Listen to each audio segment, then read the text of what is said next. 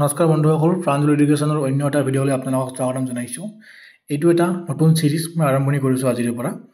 ইয়াতে আমি APSC তথা DME আৰু লগতে অসম পুলিচ আহিবলগীয়া যিবিলাক এক্সাম আছে, অসমৰ যিকোনো এক্সাম, তাৰ বাবে এই সিৰিজটো আপোনালোকৰ বহুত ইম্পৰ্টেণ্ট হ'ব।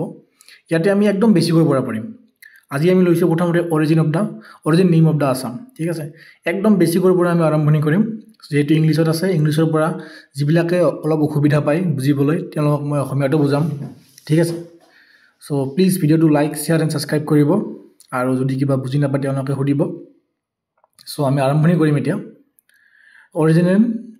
Origin of the name Assam. So' আপোনালোকে দেখিছে, a number of documents are available that describe the different opinions about the origin name Assam. In ancient Sanskrit literature, both the name Pragjyotish and Kamrupa were used as the destination for ancient Assam. So বেলেগ তথ্য মতে বেলেগ জায়গাত বেলেগ কেনেকৈ নাম, কেনেকৈ origin আহিছে, বেলেগকৈ দিয়া আছে। তাৰ লগতে সংস্কৃত যিখন আপোনাৰ সাহিত্য পুৰো আদিম যুগৰ অসমৰ, তাতে বিশেষকৈ প্ৰাগজ্যোতিষপুৰ আৰু লগতে কামৰূপ দুটা নামে স্পষ্টভাৱে ব্যৱহাৰ কৰিছিলে তেওঁলোকে। ঠিক আছে, one can establish its antiquity from the fact that the two great epics, the Mahabharata and the Ramayana, and also the Purans, have talked about it. So ইয়াতে মহাভাৰত, ৰামায়ণতো ইয়াৰ বিৱৰণ আছে, তথা পুৰাণতো ইয়াৰ বিৱৰণ দিছে বা কৈছে বুলি ইয়াতে বুজাইছে। Regarding the name Pragjyotish or Pragjyotishpura, Pragjyotish আৰু প্ৰাগজ্যোতিষপুৰৰ বিষয়ে, নাম দুটাৰ বিষয়ে ইয়াতে বিৱৰণ দিছে বুলি ইয়াতে জনাইছে। The historian Edward Gate writes that Prag means former or the stern, and Jyotisha a star or astrology. যিটো আপোনালোকৰ হিষ্টৰিয়ান আছিলে এডৱাৰ্ড গেট, তেওঁ লিখিছিলে প্ৰাগ মানে ফৰ্মাৰ অৰ ইষ্টাৰ্ণ, এই দুটাৰ এটাই হয়, ফৰ্মাৰ বা ইষ্টাৰ্ণ হয় প্ৰাগ মানে, আৰু জ্যোতিষা মানে star or astrology. So' simply Pragjyotishpur therefore means the city of eastern astrology. City of eastern astrology বুলি আগতে ইয়াক জনা গৈছিলে, তেওঁ লিখিছিলে এনেকৈ। ঠিক আছে, চ' ইয়াতে এই বস্তুখিনি আমি মন কৰিব লাগিব দেই। চিটি অফ ইষ্টাৰ্ণ এষ্ট্ৰলজি বুলিও ইয়াক জনা গৈছিল। ঠিক আছে, কোনে কৈছিলে এইটো কথা? Edward Gait. ইয়াতে এইটো কিন্তু এটা ইম্পৰ্টেণ্ট পইণ্ট ওলাই আহিলে ইয়াৰ পৰা। যিহেতু আমি APSCৰ কাৰণে চেষ্টা চলাইছোঁ, চ' আমি অকণমান ভাবি চিন্তি আৰু সৰু পইণ্টবিলাক আমি চাব লাগিব। ঠিক আছে, আৰু এই ভিডিঅ'টো সকলোৰে বাবে ইম্পৰ্টেণ্ট হয়, যিবিলাকে বেলেগ এক্সামৰ কাৰণে প্ৰিপাৰেশ্যন চলাই আহিছে। ইয়াতে MCQ বহুত কিছুমান ওলাই যাব। অ'কে, আৰু যদি আপোনালোক MCQ বেছ কুৱেশ্যনো লাগে, সেইটো মই বুক কৰাই দিম, কিন্তু ভিডিঅ'টো সম্পূৰ্ণ চাব আৰু কি বুজি পোৱা নাই সেইটো সুধিব। নেক্সট আহিলে পেৰাটো, reference of Kamarupa are found in literature as well as in many epigraphs. The mythology regarding the origin of the name Kamarupa tells us the story of the goddess Sati, who embarrassed death due to the discourtesy shown to her husband by her father Daksha. Angered by this incident, grieving Lord Shiva wandered through the world, all along carrying the dead body of his wife.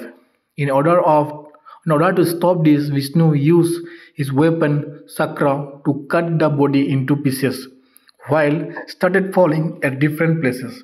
So ইয়াতে বিশেষ তেনেকৈ একো নাই, ইয়াতে এইটোৱে ক'ব খুজিছে যে যেতিয়া মা সতীৰ মানে যেতিয়া কিবা হৈছিলে, মৃত্যু হৈছিলে, তেতিয়া হলনাথে বা শিৱ বাবাই তেওঁৰ যোনটো বডি আছিলে, বডিটো লৈ যেতিয়া ঘূৰি ফুৰিছিলে, সেই সময়ত তেওঁক ৰখাবৰ বাবে, যিহেতু তেওঁ এজন সৃষ্টিৰ কৰ্তা হয়, তো বিষ্ণুৱে তেওঁক ৰখাবৰ কাৰণে তেওঁৰ যিটো চক্ৰ আছিলে, চক্ৰটোৰে মাহঁতিৰ বডিটো বহুতকেইটা ভাগত মানে খণ্ডন কৰিছিলে, কাটি পেলাই সেইটো বিভিন্ন অঞ্চলত পৰিছিলে। ঠিক আছিলে, হয়তো এইটো 52টো আছিলে, 52টা পিঠ আছে চাগে। ঠিক আছে, তো 52টা ভাগত হয়তো ভাগিছিলে, মই অলপ পাহৰি থাকিলোঁ, 52টাই আছিলে নে 51টোৱে আছিলে, মই অলপমান কনফিউজ হ'লোঁ।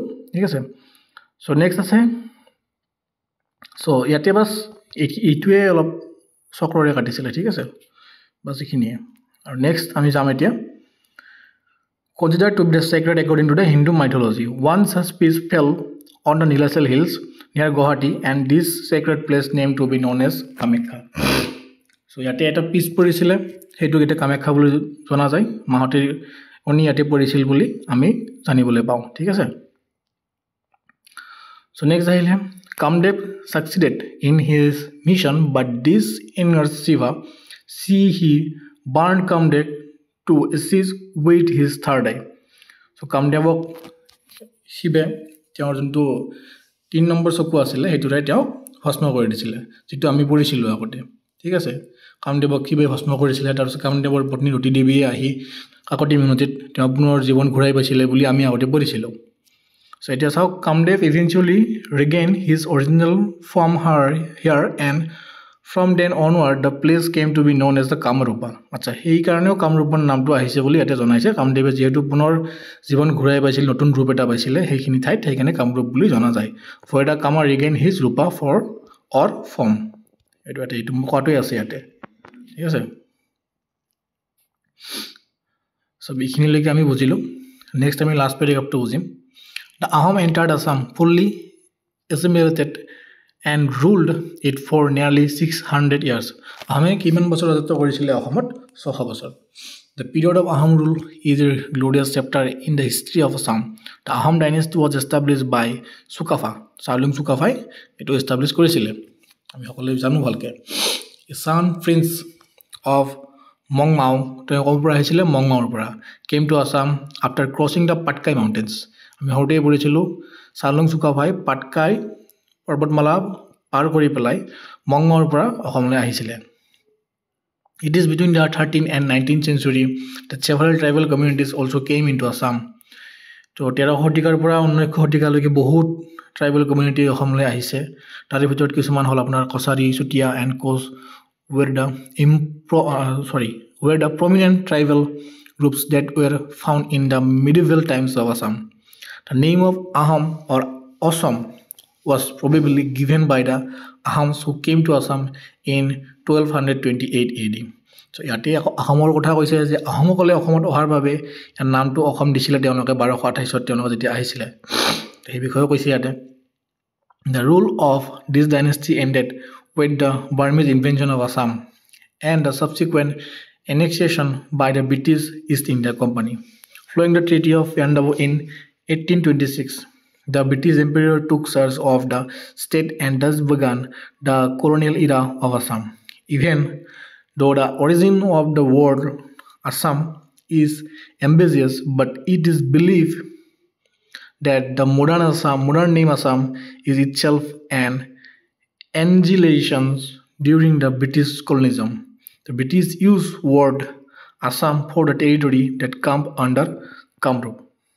Okay, so Ahom nameটো যোনটো অসম নেম এটা কোৱা মতে ব্ৰিটিছসকলে টেৰিটৰি হিচাপে ব্যৱহাৰ কৰিছিল যোনটো কি কামৰূপৰ ৰাজ্যৰ ভিতৰত পৰিছিল বুলি তেওঁলোকে মানিছিল ঠিক আছে সো এনেকৈ বিভিন্ন ধৰণে বিভিন্নজনে বিবেক ধৰণৰ তথ্য দিছে ইয়াতে সো ইয়াতে কিন্তু বহুত কিটা কোৱেশ্চন সোমাই আছে তেনেকৈ আমি আৰম্ভণিত দেখিলো প্ৰাগ জ্যোতিষ যোনটো মানে শব্দটোৰ অৰ্থ সেইটো কোনে কিবা কৰিছিল সেইটো আছিল আপোনাৰ এডৱাৰ্ড গেটে সেইটো বস্তু আপোনাৰ দিছিলে ইয়াতে প্ৰাগ মানে আপোনাৰ ফৰ্মাৰ বা ইষ্টাৰ্ণ আৰু জ্যোতিষ মানে ষ্টাৰ বা এষ্ট্ৰলজি যোনটো এটা নাম দিছিলে সিটি অফ ইষ্টাৰ্ণ এষ্ট্ৰলজি ঠিক আছে তাৰ পিছত চক্ৰৰে কাটিছিলে বিষ্ণুৱে মাহতিৰ কিবাটো তাৰ পিছত ডেটো সো নেক্সট আকৌ আহিলে ইয়াতে কেতিয়া আহিছিলে আহোমসকলে অসমলৈ 1228 খ্ৰীষ্টাব্দত ঠিক আছে সো ইয়াতে মই দেখুৱাই দিছো এটো এটা থাকিলে এটো এটা ঠিক আছে যেতিয়া মই পঢ়াই